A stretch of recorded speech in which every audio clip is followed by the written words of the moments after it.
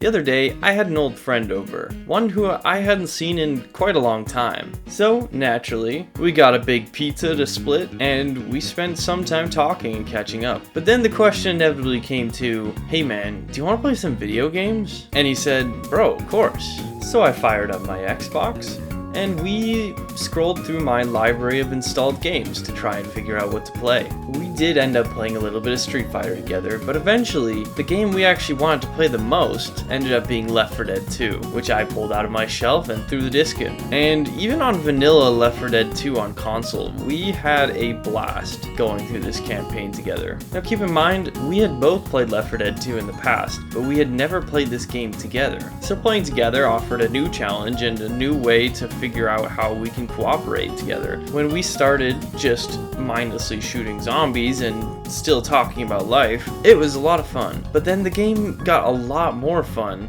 once it started getting more difficult, trying to find the route we needed to take to escape a close encounter with the Horde, or shouting at each other when we needed each other's help when we were pinned down by a special infected. Soon changed our mindset from random conversation to actually focused callouts and teamwork.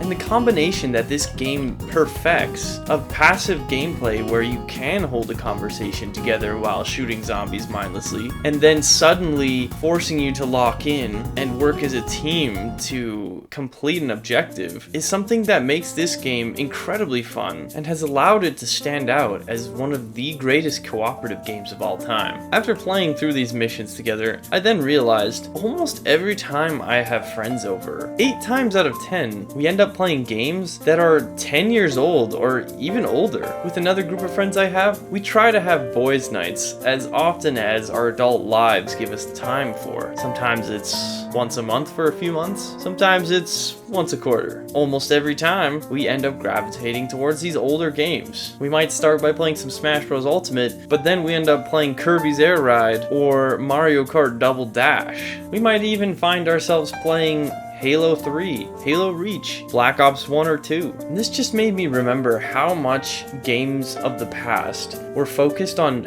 making the game as fun as possible, especially focusing on offline multiplayer. Let's face it, as much fun as you may have had going hard on Siege with your squad, or in Warzone, or in Valorant, or in Fortnite, or whatever you may be playing, nothing compares to the good old days of all the boys getting together, hooking up a lot of Xboxes, and having a LAN party on Halo 3 of proportions that online multiplayer wish it could have had. You may have ran Duck Hunt custom games with 16 players. You had pizza, soda, chips, and the company of all the bros around. Now, I'm not saying we can't do these things anymore, but video game companies do not prioritize making games couch co-op friendly in this generation. Now, if you're younger than me, you might not think about this as much because it's all you know, it's all you grew up with. But back in the day, it was unheard of to release a video game with a multiplayer that didn't have any offline experience. Imagine if in 2007 they released Halo 3 and it didn't have split screen at all. That would be absolutely unthinkable. But the truth is, there hasn't been a Halo game that offers split screen multiplayer in 13 years, since Halo 4 in 2012. Nowadays, if a game releases with couch co-op or offline multiplayer, then people celebrate it, people go crazy, and people are excited and hyped because it's not the norm anymore. And perhaps many of us who grew up with these games sometimes don't realize how much having offline couch co-op experiences mean to us when we're living as adults now and we have really busy lives. So many times, the only times we can play games with our friends is only online for about an hour. Truth is, as more companies and investors have discovered how lucrative the gaming industry is and how much revenue it generates, the more they will be pushed to generate as much money as they possibly can from their upcoming releases. And let's face it, offline split screen multiplayer does not generate them long-time steady income, but online live service multiplayer does. They want to retain a player base as long as they can while keeping them spending money on a game. So the free-to-play model with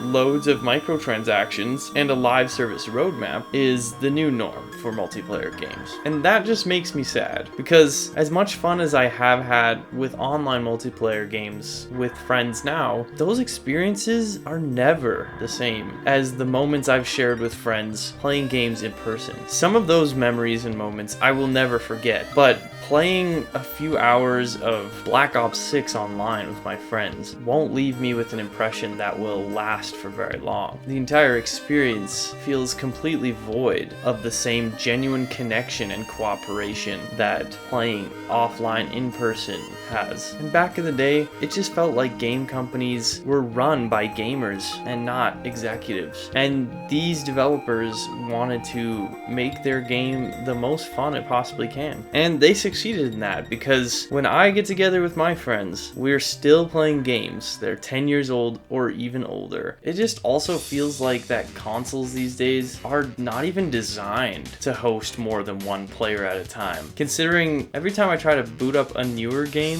that includes some form of couch co-op on a newer console, I have to jump through so many hoops just to get the second player connected. Like, they have to either use a guest account, or some games don't support a guest account, so then I actually have to make a burner profile for them, which, by the way, you can't make offline profiles on Xbox anymore, so I have to use a legitimate email address and make a Microsoft account just so I can get them to play some stinking COD Zombies with me. And because of this, I've had to make like 4 burner accounts just in case I have 4 friends over and I want to play specific games with them that don't support guest profiles. Most games do support them, but there are occasionally a few that don't, and that is just ridiculous. Back in the day, you didn't even need a profile set up to play games together offline. You could just press the A button to join as player 2, 3, or 4 and hop right into the action. And if you want to have a LAN party, back in the day, you would all just connect to the same Wi-Fi network, or you had a LAN hub that you could all connect Ethernet cables to and find each system